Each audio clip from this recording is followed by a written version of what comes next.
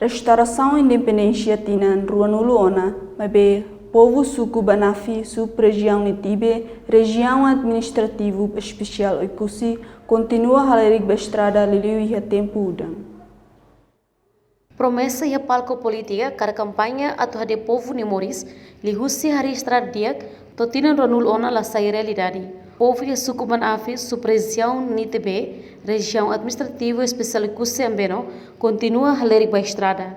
Tur observação televisão Timor-Post e terreno haturu, condição estrada obriga a população sira tem que lau ainda, também transporte halau movimento ativo, também estrada Juventude suku Banafi Zefriano hatete, motorizada tama basuku ne e a tempo bailoron de.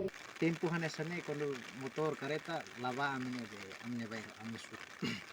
Hoida ne motor careta quando tama ho tempo bailoron de, mas quando estrada tu hadia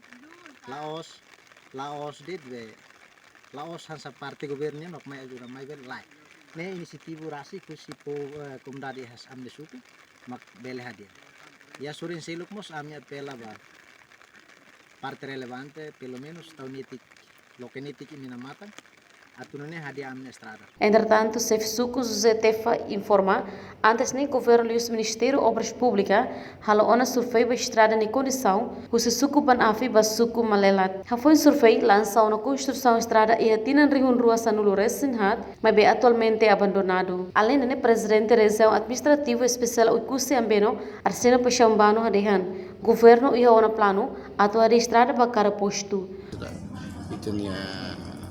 Esboço hanse plano batina uine halo estrada nevem kita tu halo tina idene itu halo ute tina idene itu halo tono silu sesu tender la udah dapat tina idene mesti itu halo tono neve fansitrana mesti itu halo to parte nevem ako orçamento to depois itu orçamento também tina fase segunda. Depois haremos dalam Barak agora. Ya, Banitibe e comunidade Barak sidau que também itu precisa extender também a distribuição do bem. Husirayoa, Selfiana Kait hato reportagem.